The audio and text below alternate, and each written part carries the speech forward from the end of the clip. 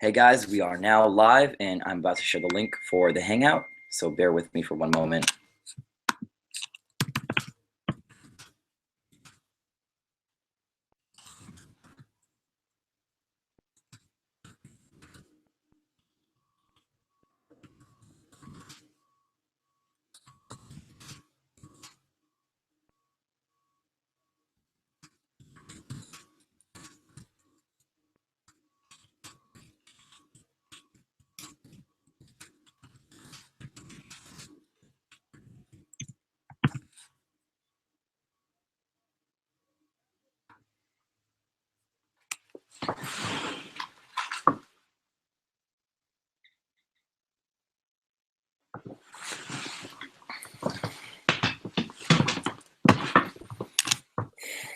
All right, great. I'm gonna wait for a few people to join. And for those of you who are watching this later, sorry for the silence, but I'm gonna wait until people get in here.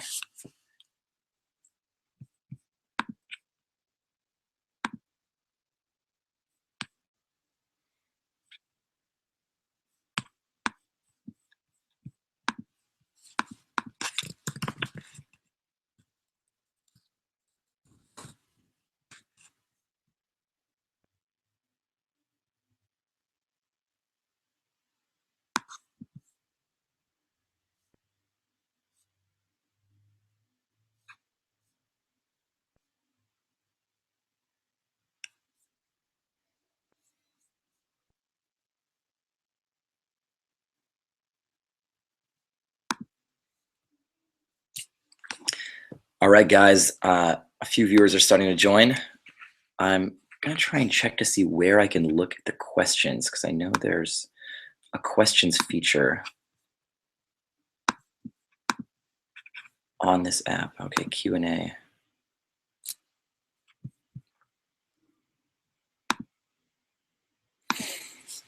I think if you click the Q&A button to the left, you can ask questions. If you're for some reason having trouble seeing that, then let me know on Twitter and I'll try and find a way to activate that. But I haven't really used this app in a long time, so okay, I got a question in, so it must be working. Sam Unwin has a question about what recreational stuff I did besides poetry and music. I'm gonna wait until a few more people get here, and then I'm gonna kind of just let you guys know where I've been and what I'm planning on doing for the next few months, and then I'll be happy to answer any questions you have, including Sam's. Hope you guys are having a great day. Just give me about 2 or 3 minutes. Let's see if a few more people join.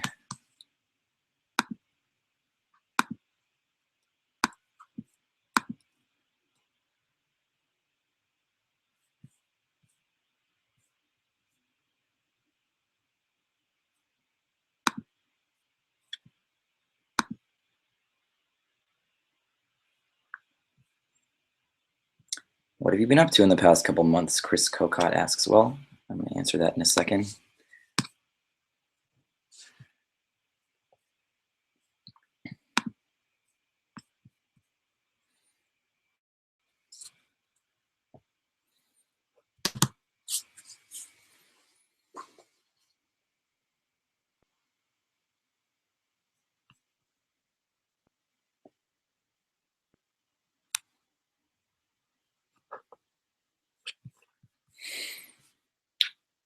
What is the craziest thing a fan has ever done? Okay, cool. I'm just going to get started. More people will probably trickle in.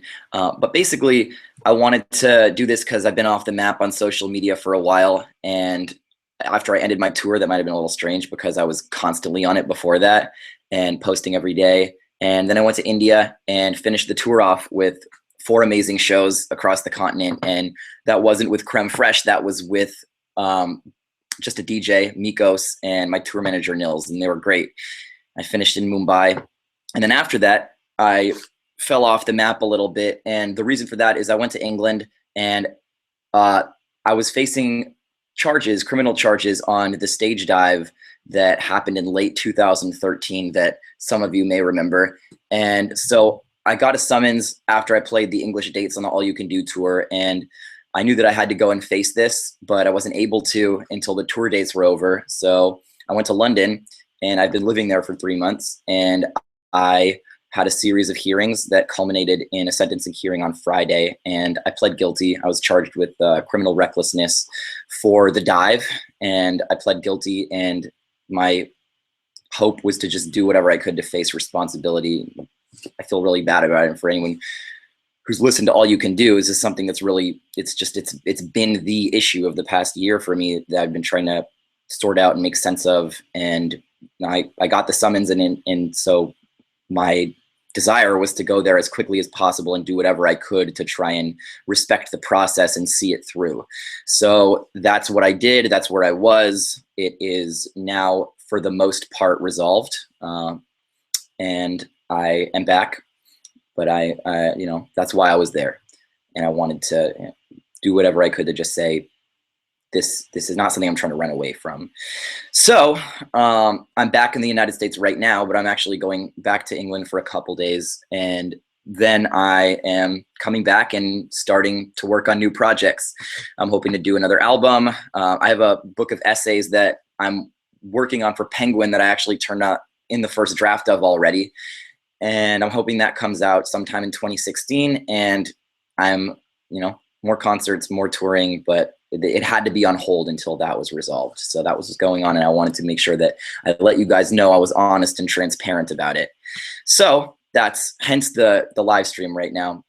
If you guys have any other questions, I'm going to answer them. I'm happy to start answering some of these questions on the sidebar right now, but I don't want to just jump into anything that's completely irrelevant to that, because I want to make sure that I'm answering any questions you have about that. So let's see what's up on Twitter. If you want to ask a question on Twitter, you could do that too. Hey Watsky, are there going to be more Watsky Wednesdays? That's what John Laza asks. I'm planning on bringing these back. Yeah, you know, it was actually really good to have a pause from social media in a lot of ways, because I got to evaluate myself and where I've been at. I've been working really hard, and it's taken a toll on myself and others. Obviously, for those who followed that incident in 2013, I hurt people, and that's something that has been difficult for me to process, because that's not what I want, what I put out to the world to be. And so I'm trying to figure out what it was in me that caused that to happen. And being off of social media, I think, was good, because I had to focus on what I was thinking and my thought process, and not being plugged in all the time has a lot of benefits. So I know that it's probably frustrating to you guys, or the people who are really curious about what I'm doing, that I'm not saying anything, but it doesn't mean that I'm, you know, that I'm gone. Being off of Twitter doesn't mean that somebody's disappeared entirely. So in terms of Watsky Wednesdays, yeah, I'm going to bring them back. That's my hope. I've been traveling so much between being in London, being in India before that, and then just the Warped Tour straight into the All You Can Do tour. I've been on the road living out of a backpack for something like, I don't know, like a year, pretty much, maybe more than a year. I have my stuff again in storage in Los Angeles. And so in terms of Watsky Wednesdays, it's a matter of finding the consistency to be able to do them. But that's my hope. I'm going to just aim to do them every Wednesday. And if they're not every Wednesday, then I'm going to try and at least do a hangout every week at some other part of the week, if I'm, you know, on a flight or train, or just having dinner with a friend. Like, for me, that's the big thing about social media, is I think it's important for me to stay engaged with you guys, but also really important that I continue to have a social life and be a human being and spend time with my family and my friends, so that I don't get so consumed by work and career that I forget about all the other things that are important in life. Because I think that's really something that led to me getting so stressed out the past year and making crazy decisions. Was I was only focusing on my career. I was losing perspective on all the other things that are important, because I was working so hard. And so finding balance is something I've really been focused on. But yeah, Watsky Wednesdays, I'm gonna try and bring them back.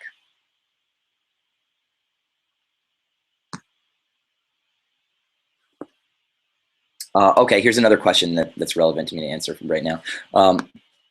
This is Alyssa asks, in other Hangouts, you mentioned that you meditate. Do you care to expand on this subject? By the way, I hope you're doing well and that your seizures are better. I do try to whenever I can. I don't as often as I would want to actually take chunks out of the day to do sitting meditations.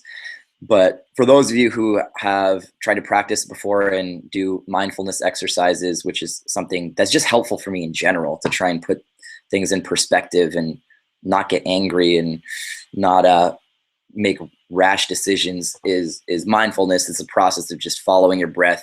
Anytime you get annoyed, anytime you feel something bubbling up inside yourself, I mean, really anytime at all during the day, you practice mindfulness, which isn't in essence meditation. Is just not sitting meditation where you're like in the lotus position and having someone do Buddhist chants to you. You know, like you could be washing the dishes, walking down the street, and start following your breath and start to try to be clear-headed and label the thoughts that come through your mind as they go, and just think about your surroundings and let the stimuli that's going on in the outside world become obvious to you. You say like, oh, you know, I can feel the ball of my foot pressing down against the pavement. What does that feel like? I can feel the breath going into my lungs and filling me up. What does that feel like? I feel it coming out of my nostrils. And you start labeling these things. You start to really take in the world around you and release tension in your body. And so I try to do that as much as I can, anytime I can. And that helps a lot. And in terms of my seizures, I think that does help. One of the things that I think led to my seizures this past year, I had 4 of them, was the fact that I was holding a lot of tension in, and I was stressed. I wasn't sleeping. I was working so hard, and that can happen. I wasn't getting enough hydration, and I was just grinding all the time. I was going to the gym and pushing. And now I'm trying to make sure that I push in a way that isn't decimating my health and my mind state and my relationships with people. And I haven't had one since November. This will be news to other people. But I had 2 seizures during the All You Can Do tour, actually, and I didn't want to publicize them because, one, I don't want my career to be about gaining sympathy for being an epileptic. Being the epileptic rapper is not something that I'm interested in. I want to own it. For anybody else who has epilepsy, I want them to know that it's not something to be ashamed of, and having a condition like that, it's not something to run away from. It's not something that has to define your daily life. But at the same time, I don't want to be pigeonholed into that as a musician and an artist. So I let the tour take its course, but it was difficult for me because I had the first one in September before I even got on a plane to come. Well, I was actually on a plane. I was sitting on a tarmac on the way to Copenhagen, which was the first show of the All You Can Do tour. And we had a bunch of flights canceled because of weather on the way to Copenhagen with the band. And I was in Charlotte. We'd had a flight rescheduled. So very unlike us, we'd actually scheduled a buffer day in to get to Copenhagen to make sure that if anything happened and went wrong, that we'd still be able to play that show. And because we cut so many other shows close, and been like, man, something could have gone wrong and we could have missed this show. And so we put a little buffer time in before Denmark, and lo and behold, the weather gets terrible and we miss a few flights, and we're waiting at the airport, and we get a new flight, but we have to run across the airport to get it. And our bags are on a different flight and they're going to be sent to us. And so in Charlotte, North Carolina, we had to dash across the airport to get onto this flight. And I was separated from my medication. I missed a dose. And when I got onto the flight, I was really out of breath, and I woke up in an ambulance. Like, I missed the flight. All the rest of my band took the flight from Charlotte to Washington, D.C. to then go on to Copenhagen. And I spent the night with Nils, my tour manager, in the hospital in Charlotte, North Carolina. This was back in September. And then I was able to catch a flight. They discharged me from the hospital that night after a few hours.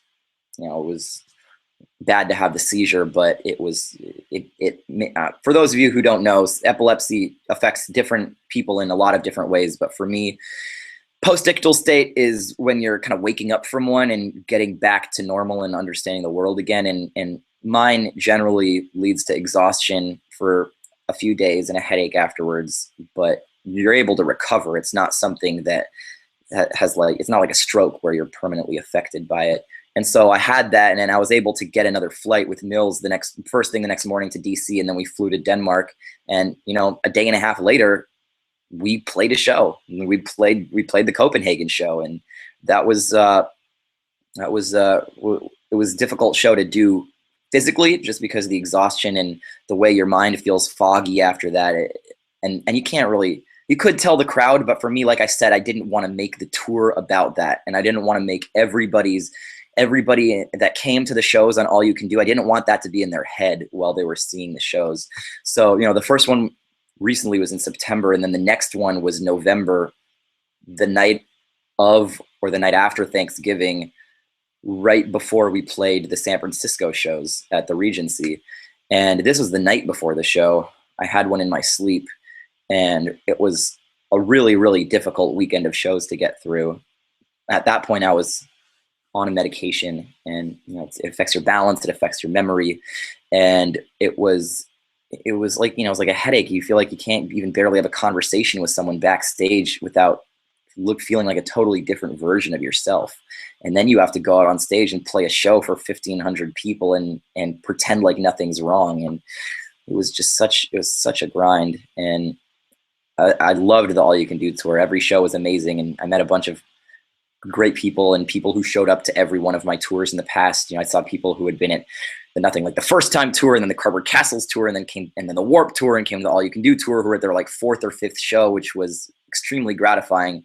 But it was also physically and emotionally very difficult tour to push through. And that's why, having a little bit of time away from social media has been so healthy for me. And in terms of the meditation, just the daily mindfulness, it's crucial. I don't think that I'm going to be able to keep from being stressed in a ball of nerves without it. I'm so, I want to succeed so badly that when I see myself dropping the ball, I'm really hard on myself. Okay, moving on to the next question. Any artist that you would love to collaborate with? That's from Rezon Yushinka. I don't want to pronounce your name wrong. Yushinka? Tons of them. Singers, rappers. I want to collaborate with Charlie Tuna from Jurassic 5, which was the group that I grew up listening to, going to see them at the Fillmore. And I'm going to try and make that happen. There's a lot of people that I want to do a mixtape that's collaborative. I've been trying to get this collaboration with Bo Burnham together for a long time, and I know he is down to really have a song concept right now.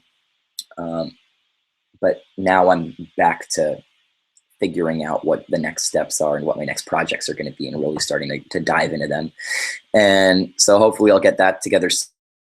Collaborative CD. Singers, there's a ton of singers out there I'd love to have sing hooks on my albums. But I had a lot of melodic hooks on All You Can Do. And I think my next project will still have some melodic hooks, but I'm trying to lean away from having an album next time that's just completely melodic hooks with female singers singing them all the way through. So yeah, I'll put Charlie Tuna and Bo Burnham down as 2 people that are high on my list.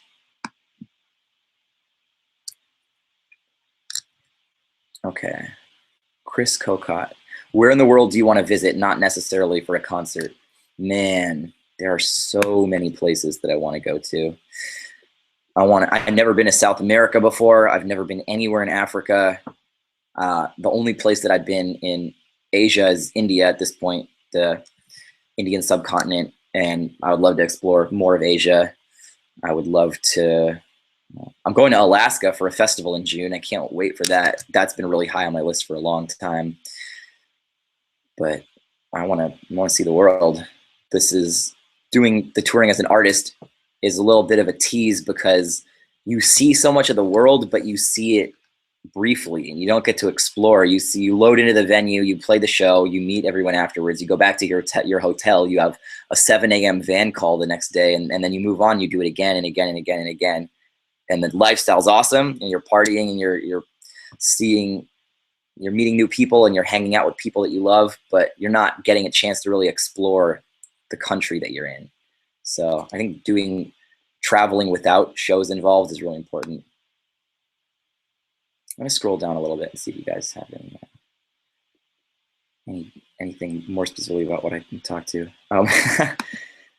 Alexander Souther asks if I pierced my right ear's cartilage or if she's just seeing things. Yeah, I messed my right ear up a little bit, and actually the scab is coming off right now, and I'm trying not to pick it off.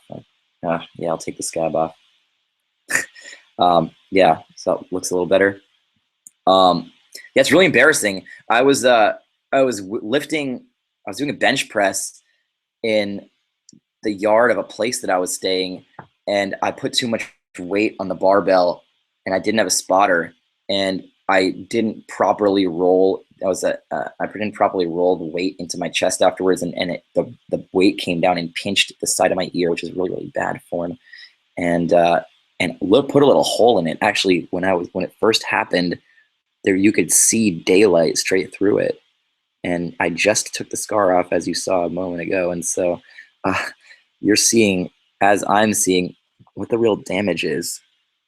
It's gonna have a little divot in there for a long time, maybe forever, but it looks like you can't see all the way through it, so that's good. All right. What's the craziest thing a fan has ever done? I don't know. There's a woman who flew from South Africa to come see our shows in India. I thought that was crazy. She came to see 2 shows and flew from I can't remember whether it was Johannesburg or Cape Town. I think it was Joburg, and flew from the tip of Africa to come see us in India. So people have traveled crazy distances. I've had people get on flights and go from continent to continent, and it's hard for me to wrap my mind around that. People who have made amazing crafts projects, elaborate drawings. There was a while ago a laminated book that was put together that a fan made of a lot of different fans that had gathered memories in it, and they put a whole kind of scrapbook thing together of people who had gone to different shows of mine, and they presented me with that at a show, and that was pretty amazing. I don't know if that's the kind of crazy you're talking about, but in terms of the most effort put into a gesture, those are some of them.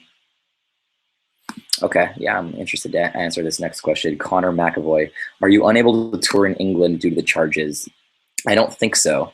So for those of you who went to my shows in England during the All You Can Do tour, I played England this year. I played a bunch of dates, Newcastle, Manchester, London, Glasgow.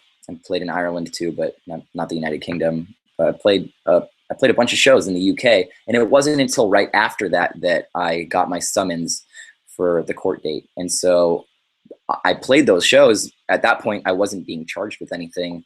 And then I had to wait for this process to play itself out. And in between the summons and me going back for the trial, I didn't return. I didn't know if I would be allowed to, or if I'd be arrested or anything. And so at this point, I pled guilty, and immediately when I pled guilty, I'm convicted of the crime. If you declare yourself guilty, you're a convict. It just comes down to what the sentence is. And I had my sentencing hearing last Friday, and that's why I haven't said anything before that. I wanted the process to be able to play out. I didn't want it to seem like I was trying to influence the process at all by trying to be vocal about it on social media or trying to curry favor or anything. And I didn't want you guys to be freaked out about the possibility of what could happen, because there was the possibility of jail time associated with the offense, and that's not what ended up happening. But I still have to declare it on future visas, and it's discretionary. As I understand it, it's discretionary for visa offices to let me into the country or not. And I plan to play England again, but that will be up to the visa offices, and I'm hoping that that won't be an issue in the Commonwealth. But I don't know 100% certainty, but I'm pretty sure that, like I said, that's going to be up to somebody making a choice to validate my visa or not, and that's up to them and up to the future. But I'm going to make every effort to return to England, and in my mind, I'm going to plan as if I can, and if I can't, then that will be a problem. But my choice, my hope and belief is that I will be able to play there uninterrupted. Allison Kimberlin asks, How was your 420? I had a good 420. I didn't smoke any weed. I was playing a college show last night, which is why I'm in the United States right now. I played Massachusetts College of Liberal Arts last night, and it was really fun. We played with Moosh and Twist, a band. We played the spring concert for MCLA out in Western Massachusetts, and it was great. It was sweet. I was with the whole band. We were reunited actually for the first time since the Australia tour dates, and it was Kush and Chukudi and Pat and and Max, everybody, Camila. And so it was awesome hanging out. We watched the Warriors game last night. Watched the Warriors beat the fucking Pelicans, and that's exciting because everybody in the Bay Area is hoping that there's a big year for the Warriors. So it's awesome. Vicky Morales asks, "Are you playing Warped Tour this year?" No, I am not. I'm not. I mean, their whole lineup is announced already, so you would know if I was. I'm gonna work on new projects this summer, hopefully music and this book project that I have. And I think that my plan, and this is only starting to come together right now, is to do another tour, a little mini tour between late July and early August that hits Canada, some Canadian cities that I haven't been to before, and swings back around through the US and plays some other markets that I haven't been to. But I'm not 100% sure for sure about that, but I will probably be playing some club dates this summer. So stay tuned for that. But I'm not on Warped Tour, but I'm hoping that I get to go back as a supporter to go see some of my friends who are on it and just watch from the crowd. You could go watch Riff Raff though. Definitely do that. That's gonna be crazy. Okay, this is an interesting question. Okay. Was Cannonball a message to a real person, a love interest perhaps? Cannonball, that's what Jay Bryan asks. Cannonball was the song that closed out the All You Can Do album, and it features Stephen Stills. And for those of you who don't know who he is, he's a legendary singer and writer from the folk era, 60s, 70s folk era, who was in a supergroup called Buffalo Springfield, and their biggest song was For What It's Worth, but they're legendary, and he's in Crosby, Stills, and Nash, hence Stills, and also Eleanor Stills is his daughter. So I had that connection, and that's why that was able to happen. And for those, you see Eleanor Stills on all the photos that were taken on my Facebook page. The album in general was a tribute to my parents. That's why my dad's on the cover and my mom's on the back, and I wanted to connect it across the board, not just in the marketing, but in the sound of the songs to the music that they raised me on. And that's why there's a lot of folk and psychedelic rock influences. And I wanted to have a song that actually featured somebody from that era, so there was a tangible connection between my generation and my parents' generation. And no matter what happens through the years, the decades that passed, that song for me will always be a bridge between me and my peers and my parents and their peers, because me and Steven Stills are the glue holding that together in my mind. And so Cannonball was a song that I really wanted to write because 2013 was a wild year for me, a year that I had my greatest career triumph and my worst career fall and failure, because I played the Fillmore in April, and that was my dream. Like playing the Fillmore for me was what I'd been dreaming of since I was 15 years old, and I saw a show there for the first time, and I'd been working at that and trying to make the steps that it would take to get there. And finally in 2013, we did it. We played the Fillmore, we sold it out, and it was an amazing night, and I was on the highest of highs. And then in November, the stage dive thing happened, and I was so humiliated. I made such a terrible choice, and it got, rightfully so, such negative backlash to it. And so I was trying to reconcile in my mind this year of like what does this mean? Like who am I? I worked so hard to get to this place, and I did it. And then this other thing happens, and it was so hard for me to swallow. And so I wanted to write a song that wasn't just, I'm proud of Cardboard Castles, and it really represented where I was at that time. But it had a very specific thrust in the message, which was success at all cost. not necessarily at hurting people. Obviously, that's not what I'm aiming for, but success, no matter how hard you have to work for it, no matter what sacrifices you have to make in terms of your relationships with your family, you just work and you work and you work and you work. That's the moral of the story. That's where that song comes from. You know, I didn't want to sell my dreams short, and they happened. And then that same work ethic, I think, led to me just grinding too hard and having, you know, I just started to lose perspective. And so Cannonball and All You Can Do was an effort for me to make a little bit of a more nuanced album. And that song specifically spoke to that. It was a song about the relationship between that triumph and that humiliation. And how could these two things coexist in the same person, in the same career, in the same year, within a matter of months from each other? And so I talk about at the beginning of the poem, looking down at the linoleum, and that's the direct aftermath. I wasn't, you know, referring to how I felt after that incident. And the rest of and then the second half of the poem, so, you know, there's a refrain in it. It's similar to Tiny Glowing Screens Part 2, where I use the refrain of 7,046,000,000 people on the planet and then twist it slightly. There's the refrain in Cannonball about, I can't imagine that I'll ever be happy again. And then the second half of the poem brings it back to, I can't imagine that I'll ever be unhappy again. And the idea is that in these moments, I'm unable to see, because of the tunnel vision and how powerful that emotion is in my mind, past the immediacy to the fact that there might be a change, and it might get better or it might get worse. That high is so high and that low is so low that you can't see it changing. And so the first half is about the aftermath of the incident, and the second half is about the night after I played the Fillmore and how that was the greatest night of my life. And I played that show, and then I went and I partied in Golden Gate Park, which is a few blocks from the house that I grew up in San Francisco. And I had a big party with my mom, or my dad was there, and my friends were there.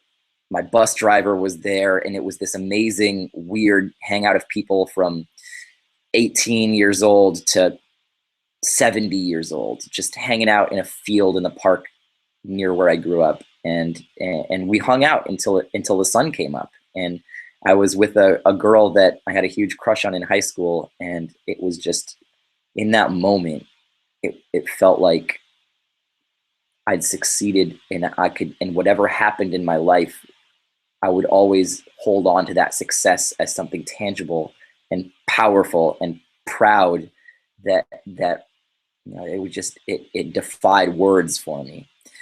And that's what Cannonball's about. And actually, oddly enough, the chorus was written before any of that happened. The chorus was about my bus driver, Paul Hamer, who, when we played Madison, Wisconsin, he jumped into the crowd, and he's a really big man. He's like 250 pounds or something.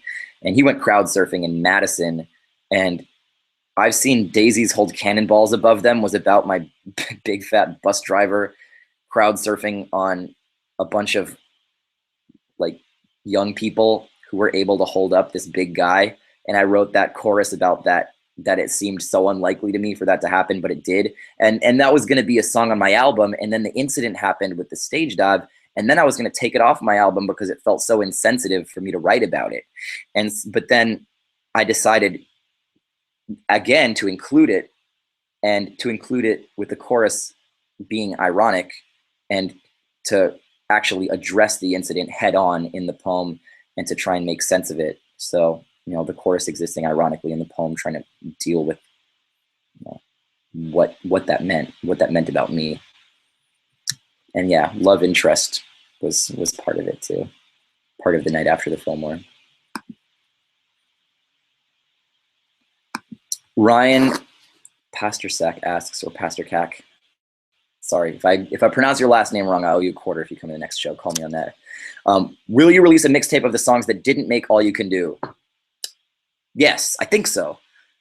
I have a lot of songs. I have a lot of song fragments that I think are really worth putting out, that I don't want to scrap completely, but aren't good enough yet to release. So in the next few months, I'm going to start seeing which of those, you know, I could rewrite verses and make them strong enough that I think would be worth actually releasing. But I don't want to release anything that's weaker than I think you guys deserve. Because after doing 2 albums that I'm really proud of, before that I did 2 mixtapes that I really liked, but I churned them out much faster. There's songs and verses on it that I think are really creative, but the audio quality's a lot lower, and it took us a lot less time to actually make those mixtapes, and I don't want to dip down in quality ever again. If I put something out from here on out, I don't want it to dip below a bar that I've felt like I've set for myself. And I don't want you guys to ever get a project from me and feel like, oh man, you really phoned that one in. So if I do release a mixtape of the songs, then it's gonna be something that I feel like if they're mediocre songs, even if you know they might have been good 2 mixtapes ago, you're not gonna hear them because I want to put out stuff I'm proud of. But I do have a lot of stuff that's on the back burner that I'm gonna try whipping into shape. And I have a lot of material and I have a lot of ideas. Adrian asks, what album are you most proud of? Obviously, All You Can Do, because that's the most recent one. Nah, like I'm proud of all my albums. It's such as a corny answer, but like All You Can Do represents who I am most recently, and I like it because it feels closest to me right now, closest to where my head is at. You know, it's a little bit more of a mature album, I think, than Cardboard Castles. But where Cardboard Castles represented exactly where I was when I wrote Cardboard Castles. You know, I was new in LA. I was really, really, you know, like in that headspace, and I might be there again. But where I feel right now more than Cardboard Castles is that what's more valuable than achieving your dream is achieving your dream plus having a balanced life where you get to value your relationships with your family and your friends and live a healthy life and try and achieve happiness. And I think this is hinted at on Cardboard Castles, but even more explicit on All You Can Do, which is that climbing the ladder of career does not lead to happiness. And there's so many rappers out there that their entire message, their entire brand is based around being the greatest of all time. And I just don't believe in that. I can't make myself believe in that. Even if that's what people want to hear, I don't believe that there is a greatest of all time. And even if there was a way to be the greatest of all time, I don't think it's worth it. Like, why would it be worth it to have an unhappy life and to have the people and to isolate yourself from the people around you so you can be the best at something? That being the best is great, and even being second best is great. And I don't think you should ever try and work less than your best or try and cut corners or be lazy. But you have to be a human being too, and that's what All You Can Do is really about. And before that, the Watsky album too. I mean, I go back and I listen to that, and anytime I listen to old material and even current material, there's stuff that makes me cringe or that I'm embarrassed of. But there's a lot of moments on the Watsky album that I'm really proud of that I look back on. There's the song Waking Hour that I'm like, man, I wrote a song about performance anxiety in college. Like, you know, I'm happy I did that. And most of the songs feel really honest to me on that one. So really only Invisible Ink I go back and I look at and I feel like I was really trying to be someone else on the album. And I think in some ways that's the musically adventurous album I've ever released. But in terms of my verses on it, I was really influenced by the other music I was listening to at the time, the other rappers I was listening to, and I can feel myself, my personality getting lost in it a little bit. If you haven't heard it, Invisible Ink, INC, is an entire jazz hip-hop album that I put out in 2007, and it's out on iTunes. It's a jazz hip-hop band trio that I had with my cousin Max, who's still in my band, and Daniel at the time. Full LP of my stuff that came out in 2007.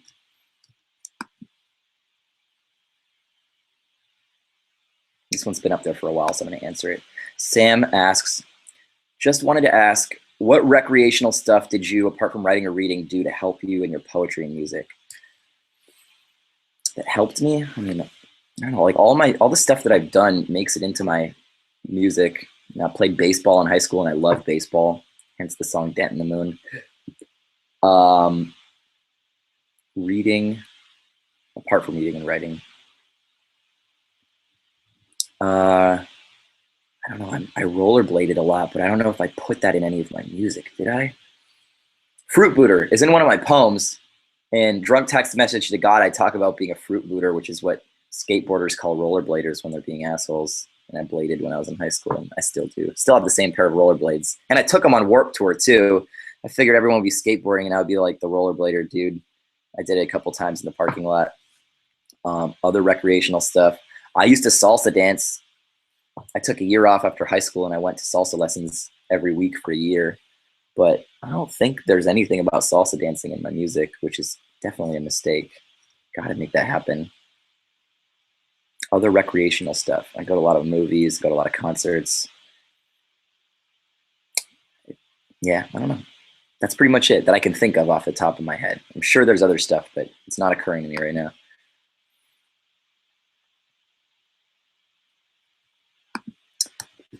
Other than buying albums and coming to shows, what can we do to support your act? Grace Creelman asks. That's very nice of you. I feel like my job, your job is to do what you want. If you feel compelled to buy an album or a t-shirt, then that's great. You know what I can ask you to do? We have 325 viewers right now. Grace Creelman has asked what people can do to support my act, and I'm going to give you something very specific that you can do to help me. In terms of you helping me in most ways, just do what you want. If you want to come to my concert, that's great. My job is to do what I can to provide you something that you want. It's my job to make good music for you and put on good shows that you want to come to. So don't worry about what you can do for me. It's my job to make good shit that you want to consume. I appreciate you want to do more.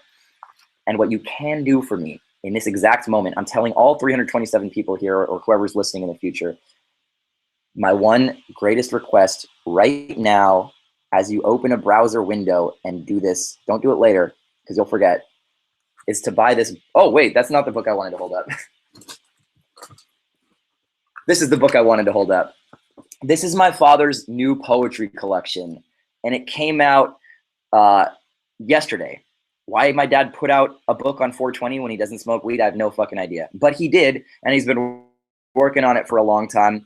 It's called Walk Up Music. I'm incredibly proud of it. Me as a 7-year-old is included in a lot of the poems in it. And I'm gonna read you the Kirkus review that it got, and then I'm gonna type the link for it. I'll tell you the link for it somehow. Let's see. It got a really awesome review from Kirkus Reviews that I'm so proud of, which was one of my dad's first real high-profile reviews, and this was just recently. He put out another book before that, but let's see. Watsky, Kirkus Review says, does the work of 10 poets in this excellent slim collection. An avid baseball fan, Watsky, not me, Paul Watsky, writes gorgeously of his passion for America's pastime. To borrow a term from the sport, he's a utility player. Watsky handles multiple positions with equal dexterity and skill. In fact, there's not much he can't do. That's a goddamn good review. Ooh, okay. Mitchell Royski just posted up a link to the book. Everybody thumbs up that right now so you can see it. Actually, I'm going to select this and it's going to appear at the top. Look at that. That link is up in the top right hand of your browser window. This is, I'm so proud. There's also a deal right now, a brief deal on that book plus his previous collection, telling the difference that you can get for 20% off for a limited time if you buy it. But that's my only request to you. Buy my dad's poetry collection. I'm going to leave that up for a while so you can think about it. I'll start answering other questions, but I'm going to leave Mitchell's link to my dad's collection at the Fisher King website. You can buy that straight through the website. Cash or money order or gold bullion, however you want to pay. And I'll move on. So Cassandra M asks, do you ever think you'll bring back your YouTube series in the future? Maybe.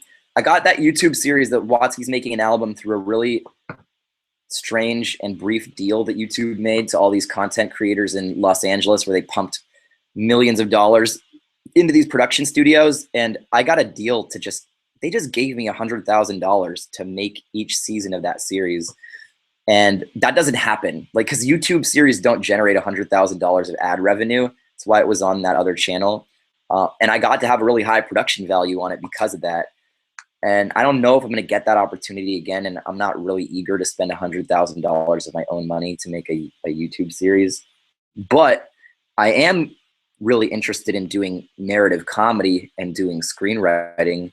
So if you guys stick with me throughout, my creative life, which I plan to do throughout my regular life, that's going to be something I do in the future. I have a lot of screenplay ideas. That takes a long time to work a screenplay through the pipeline, but that's something that I want to do.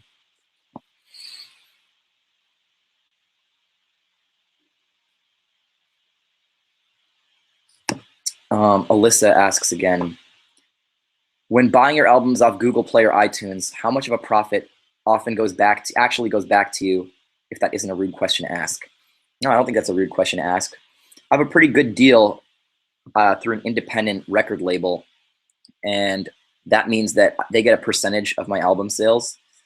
I'm not going to say exactly what it is, but I'll try and in my head do a rough breakdown of how much I might make. So say you pay $10 for an album, iTunes takes a little cut, my manager takes a little cut, and I'm probably making $5 or $6 an album going into my pocket. Maybe 5 is more likely because I have to pay percentages to other people who collaborated on the album. So if you pay $10 for an album on iTunes, I'm probably getting 5 of it, which is a lot better than some artists.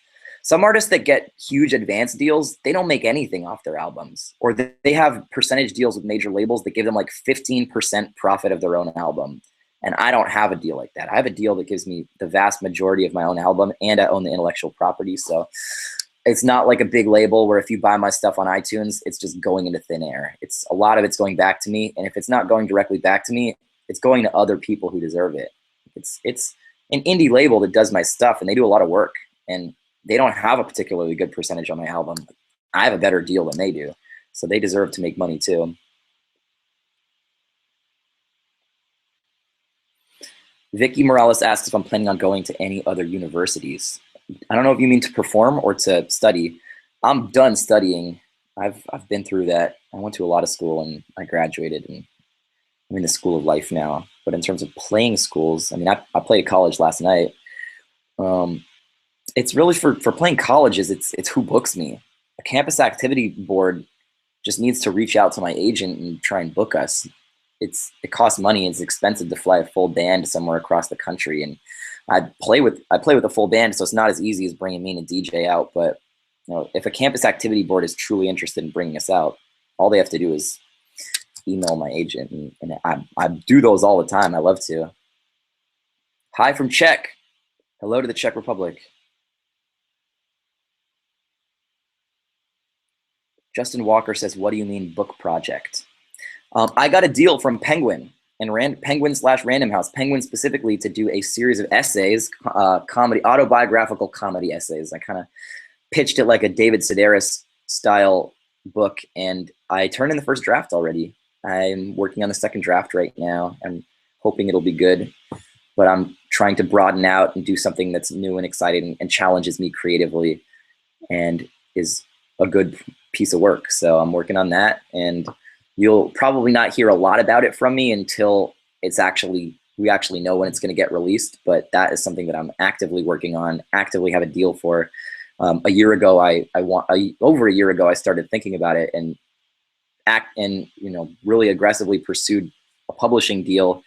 I wrote a book proposal and submitted it through an agent to a lot of different publishing companies, and got a bite from Penguin, which really reputable publishing house, and I have an editor, and I'm doing it. I'm really excited. I'm going to answer maybe one or two more questions, and then I'm going to have to go because I'm getting on a plane back to the UK.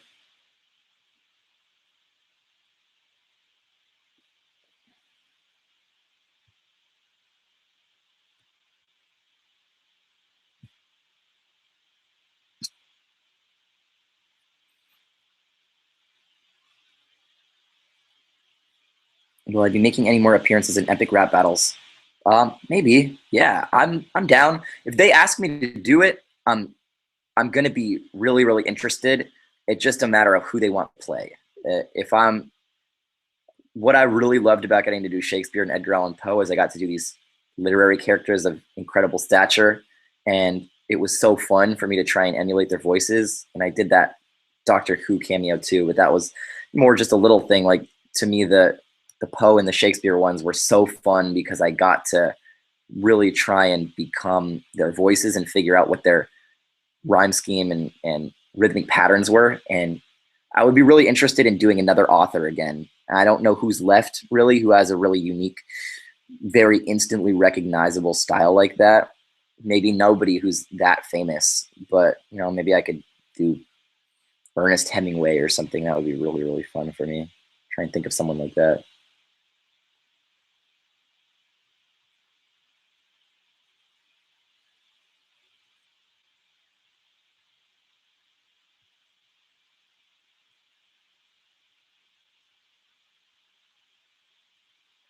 I had a question of people who asked if I had any advice for people who are having trouble finding their creative drive.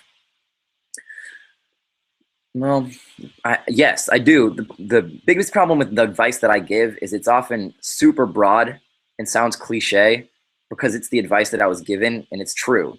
They're true cliches. And like, if you're having trouble finding your drive, and whether that means finding something to be passionate about or just finding the drive to actually follow through on doing something, like really picking up the pen and actually putting it down to paper, or if you started a poem or a song, finishing the song or editing it to make it to the point where it's where it needs to be.